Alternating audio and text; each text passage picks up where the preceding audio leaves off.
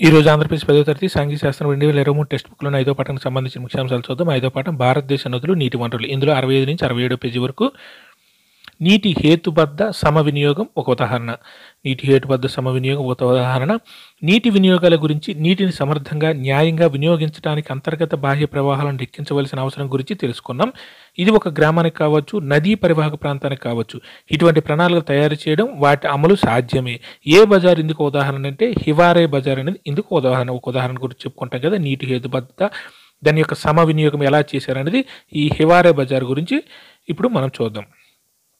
గ్రామ పరివాహక సమగ్రాభివృద్ధికి ఆదర్శ గ్రామ పథకం కింద హివారే బజారుని ఏ ప్రభుత్వం ఎంపిక చేసిందంటే మహారాష్ట్ర ప్రభుత్వం. గ్రామ పరివాహక సమగ్రాభివృద్ధికి ఆదర్శ గ్రామ పథకం కింద హివారే బజారుని ఏ ప్రభుత్వం ఎంపిక చేసిందంటే మహారాష్ట్ర ప్రభుత్వం. హివారే బజార్ ఎక్కడ ఉందంటే మహారాష్ట్రలోని అహ్మద్నగర్ జిల్లాలో. హివారే బజార్ ఎక్కడ ఉందంటే మహారాష్ట్రలోని అహ్మద్నగర్ జిల్లాలో. మహారాష్ట్ర నుంచి కోస్తా కొంకణ తీర ప్రాంతాన్ని వేరు చేస్తూ ఉత్తర దక్షిణంగా ఉన్న ఏ పర్వత శ్రేణికి అంటే వర్షఛాయ ప్రాంతంలో ఉంది.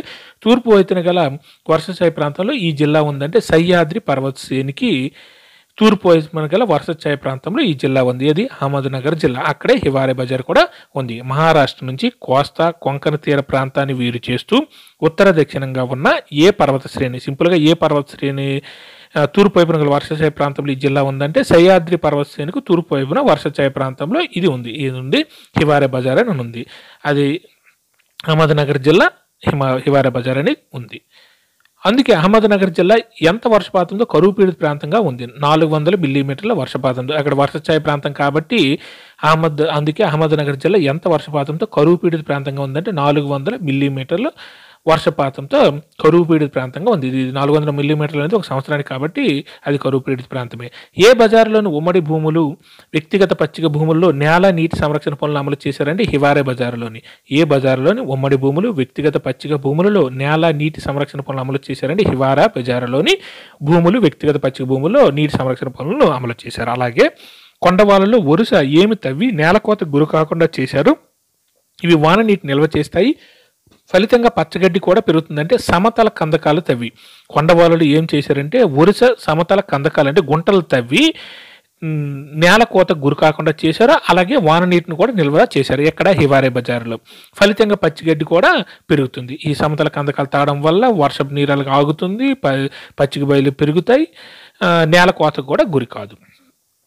నీటిని నిల్వ చేసి అనేక నిర్మాణాలను ఊర్లో అమలు చేశారు. అవి ఏంటంటే చెక్ డ్యాములు, ఊటకుంటలు, రాతికట్టలు. ఈ హివారా బజార్లో నీటిని నిల్వ చేసి అనేక నిర్మాణాలు కూడా చేశారు. అవి ఏంటంటే చెక్ డ్యాములు నిర్మించారు, ఊటకుంటలు నిర్మించారు, రాతి కట్టడాలు కూడా నిర్మించారు నీటి నిల్వ కోసం.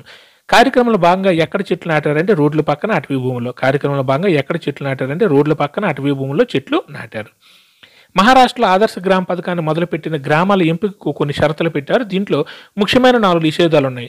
రాలేగావ్ సిద్ధి సాధించిన విజయంతో అవి చాలా ప్రఖ్యాతిగాంచాయి. మహారాష్ట్రలో ఆదర్శ గ్రామ పథకాన్ని మొదలుపెట్టిన గ్రామాల ఎంపికకు కొన్ని షరతులు పెట్టాయి. అంటే మహారాష్ట్రలో ఆదర్శ గ్రామ పథకం కూడా ఎంపిక అవ్వాలంటే కొన్ని షరతులు ఉన్నాయి.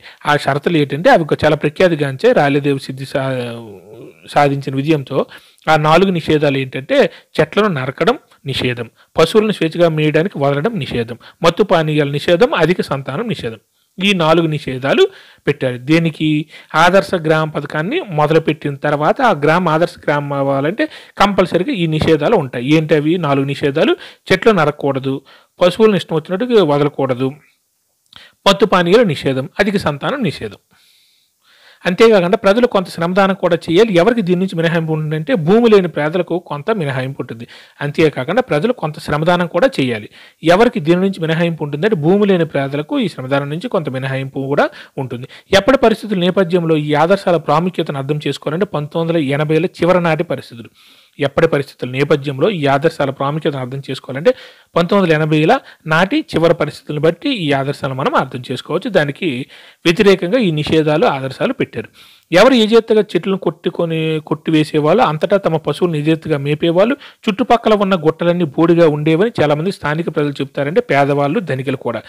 ఈ నిషేధాలు పెట్టకముందు ఏమయ్యేదంటే యజేత్తగా చెట్లు కొట్టేవారు, అంటే కొట్టివేసేవాళ్ళు, అంతటా తమ పశువులను నిజేత్తగా మేపేవాళ్ళు, చుట్టుపక్కల ఉన్న గొట్లని బోడిగా ఉండేవని చాలామంది స్థానికులు చెప్తూ ఉండారంటే పేదవాళ్ళు, ధనికులు కూడా చెట్లు కొట్టేవాళ్ళు, ఇష్టం వచ్చినట్టు పశువులను వదిలేవాళ్ళు.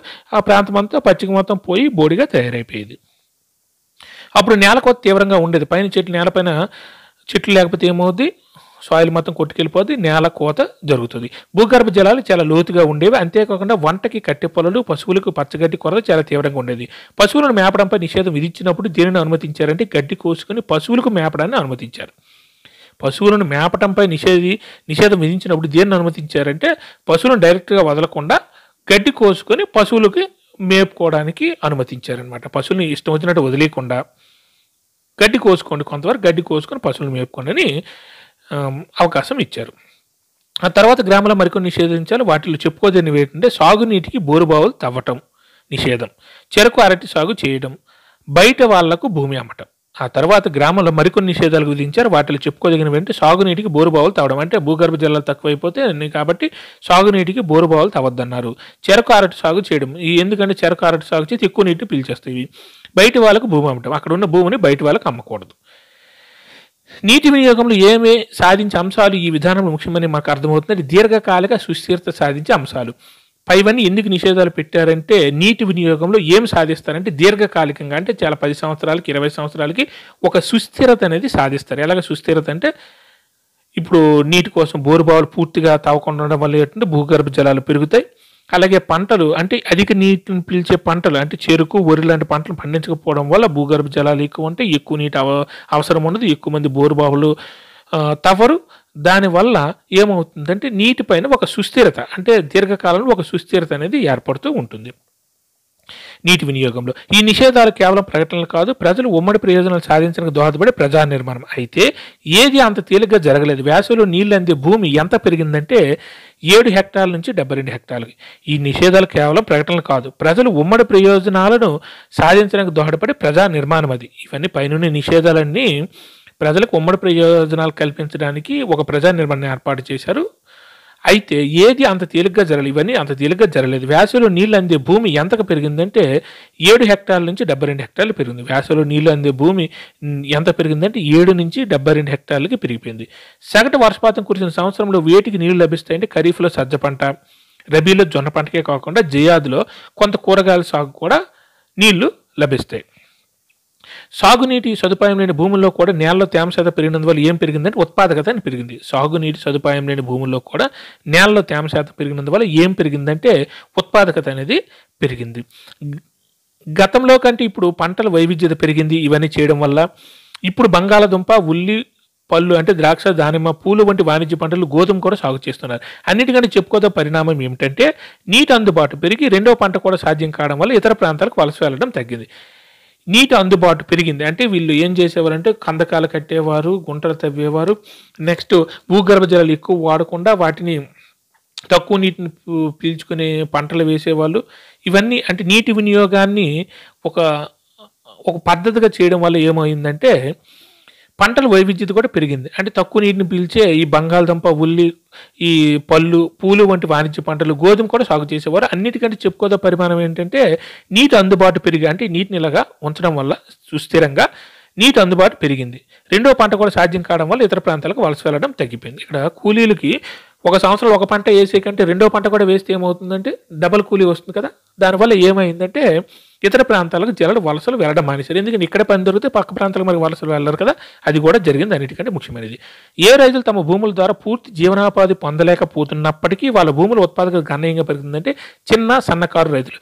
గ్రామంలో ఉండేవాళ్ళు చిన్న సన్నకారు రైతులు, అంటే తక్కువ 1 ఎకరం 2 ఎకరం ఉండేవాళ్ళు ఎక్కువ. వాళ్ళ జీవనోపాధి వాటి ద్వారా పొందలేకపోయినప్పటికీ వాళ్ళ భూముల యొక్క ఉత్పాదకత పెరిగిందంటే ఈ సంవత్సరం వరి ఒక 10 బస్తాలు వస్తే నెక్స్ట్ ఇయర్కి ఏమైందంటే ఒక 15 బస్తాలకి 20 బస్తాలు పెరిగింది. అంటే ఉత్పత్తి అనేది పెరిగింది అనమాట వాళ్ళ భూముల్లో.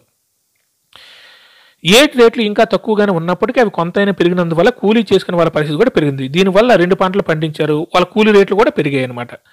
పనులు ఎక్కువ జరగడం వల్ల డబ్బులు ఎక్కువ వస్తున్నాయి రైతులకి, వాళ్ళు కూడా కూలీ కూడా పెంచేవారు. ఈ కూలీ చేసుకునే వాళ్ళు కూడా బాగుపడ్డారు. ఇక్కడ వీళ్ళు ఏం చేశారనేది పట్టణంలో చూపిస్తున్నారు. ప్రణాళిక అమలుకు ముందు, అంటే వీళ్ళు నిషేధాలు ప్రణాళికలు వేశారు కదా, దానికి ముందు ఇలా పల్లంగా ఉండేది. తర్వాత పక్క ఫోటో చూడండి, ఇలా మార్చారు కందకాలుగా. తర్వాత అవిచ్ఛిన్న సమతల కందకాలు చేశారు. లోతైన కాంక్రీట్ టన్నెలు వేసేవాళ్ళు. వర్షపు నీటితో లోతైన సీసీటీ వేశారు. అడవుల పెంపకం, అక్కడ అడవులు కూడా పెంచారు. ఇవంతా హివారా బజార్లో జరిగాయి. నేలకోత, నీటి సంరక్షణ ముందు తర్వాత చర్చ. ఇప్పుడు ముందు జరిగే ఫస్ట్లో ఉండేవన్నీ నీటి సంరక్షణకు ముందు ఎలా ఉండేవి, నీటి సంరక్షణ కోసం ఎలా మార్చారు అవే భూముల్ని. లాస్ట్ ఒక పటం తీసుకోండి. ముందు క్లీన్గా ఉంది, తర్వాత ఫోటోలో అడవుల పెంపకం, తర్వాత అడవుల పెంపకం ముందు, అడవుల పెంపకం తర్వాత. అడవులను పెంచారు, దీనివల్ల ఏమవుతుంది, అడవుల పెంపకం వల్ల వర్షాలు పడతాయి ఒకటి. నెక్స్ట్ నీరు అనేది అక్కడ సుస్థిరంగా ఉంటుంది. ఎక్కడైతే చెట్లు ఉంటే అక్కడ నీరు భూగర్భ జలాల వాల్యూ అనమాట, అంటే నీటి శాతం పెరుగుతూ ఉంటుంది, మంచి పంటలు పండడానికి అవకాశం ఉంటుంది. ఇవన్నీ చెట్లు పెంచడం వల్ల రకరకాల ఉపయోగాలు. ఇవన్నీ చేయడం వల్ల వీళ్ళకి ఈ రకంగా ఏర్పడింది. అంటే నీటి వినియోగంపై వాళ్ళకి ఒక కొంత సుస్థిరత అనేది ఏర్పడింది అనమాట. భూగర్భ జలాల వెలికితీత వినియోగంపై సామాజిక నియంత్రణ అన్నది ముఖ్యమైన విషయం. భూగర్భంలో ఉండే జలాల వెలికితీత వినియోగంపై సామాజిక నియంత్రణ, అంటే సమాజంలో నియంత్రణ అనేది ఒక ముఖ్యమైన విషయం. అది ఎలా అంటే, సాగునీటికి బోరుబావులు తవ్వకూడదు, మంచినీళ్ళకి తవ్వచ్చు. ఇందాక మనం చెప్పుకున్నాం కదా, సాగునీటికి బోరుబావులు తవ్వకూడదు, ఓన్లీ మంచినీటికి మాత్రం తవ్వమన్నారు. వ్యవసాయ భూముల్లో బోరుబావులు తవ్వి సిస్టమ్ వచ్చినట్టు వాడొద్దు అంటున్నారు. నీటిని అధికంగా తీసుకుని చెరుకు వంటి పంటలు పండించకూడదు. మనం ఆల్రెడీ చెప్పుకున్నాం కదా, చెరుకు, వరి ఇలా ఎక్కువ నీటిని తీసుకుని చెరుకు పంటలు పండించొద్దు అన్నారు. సాగునీటి మామూలు బావుల నుంచే తీసుకోవాలి, తప్ప భూగర్భ జలాల్లో బోరులు తవ్వి తీయకూడదు. దీనివల్ల భూగర్భ జలాల వాల్యూ, అంటే నీటి శాతం తగ్గిపోయి ఫ్యూచర్లో మనకి ఇబ్బంది అవుతుంది. ఇవన్నీ వాళ్ళ యొక్క నీటి యొక్క వినియోగం సుస్థిరత ఏర్పడడానికి ఇటువంటి పనులన్నీ చేశారు. అంతేకాకుండా కొన్ని కఠిన నియమాలు కూడా రూపొందించారు. ఏంటంటే, ఉదాహరణకు వర్షపాతం బాగుంటే చలికాలంలో మొత్తం విస్తీర్ణం సాగు చేయవచ్చు, అదే వర్షపాతం తక్కువ ఉంటే చలికాలంలో సాగు విస్తీర్ణం తగ్గించాలి. ఇప్పుడు చలికాలంలో వర్షపాతం ఎక్కువగా ఉందనుకోండి, మొత్తం భూమి మొత్తం సాగు చేసేవాళ్ళు. అదే వర్షపాతం తక్కువ ఉంటే చలికాలంలో సాగు విస్తీర్ణం, అంటే ఒక భూమిని ఫర్ ఎగ్జాంపుల్ వర్షపాతం ఉన్నప్పుడు 2 ఎకరాలు పండించారు అనుకోండి, వర్షపాతం లేనప్పుడు ఏం చేశారు, దాన్ని 1 ఎకరానికో 1/2 ఎకరానికో తగ్గించేవాళ్ళు. దానివల్ల నీటి వినియోగం తగ్గుతుంది, వాళ్ళకి నీరు కూడా మిగులుతూ ఉంటుంది అనమాట. వర్షపాత వివరాలను ఖచ్చితంగా నమోదు చేసి పంటల ప్రణాళిక తయారు చేస్తారు, నీటి ప్రాధాన్యాలను నిర్ణయిస్తారు. ఈ కారణాల వల్ల కొన్ని సంవత్సరాలు వరుసగా తక్కువ వర్షపాతం ఉన్న దేనికి కొరత ఏర్పడలేదంటే త్రాగునీటికి కొరత ఏర్పడలేదు. వీళ్ళు ఒక ప్రణాళిక వేసుకునేవాళ్ళు, పంటల ప్రణాళిక. ఫర్ ఎగ్జాంపుల్, వర్షపాతం ఈ సంవత్సరం తక్కువ పడింది శీతాకాలంలో, ఆ వర్షపాతం ఎంతకు సరిపోతుంది, ఒక 1/2 ఎకరానికి సరిపోతుంది, మనం 2 ఎకరాల పొలంలో పంట వేయకూడదు అనే దాన్ని కొన్ని మెయింటైన్ చేశారు. దానివల్ల ఏమవుతుందంటే, తక్కువ వర్షపాతం పడినా సరే దేనికి కొరత ఏర్పడలేదు, అంటే తాగునీటికి కొరత ఏర్పడలేదు. ఉన్న నీటి ఆధారంగా ఏం తయారు చేసుకున్న కారణంగా ఇది సాధ్యమైందంటే ప్రణాళికలు. వాళ్ళు పడిన వర్షపాతం ఆధారంగా పంటల ప్రణాళికలు తయారు చేసుకోవాలి. మనకి ఇంత వర్షం పడింది, దాని ప్రకారంగా మనం పంట వేసుకుందామని ప్రణాళికలు ప్లాన్స్ వేసుకోవడం వల్ల ఏమైందంటే, తాగడానికి కూడా నీరు సరిపోయేది.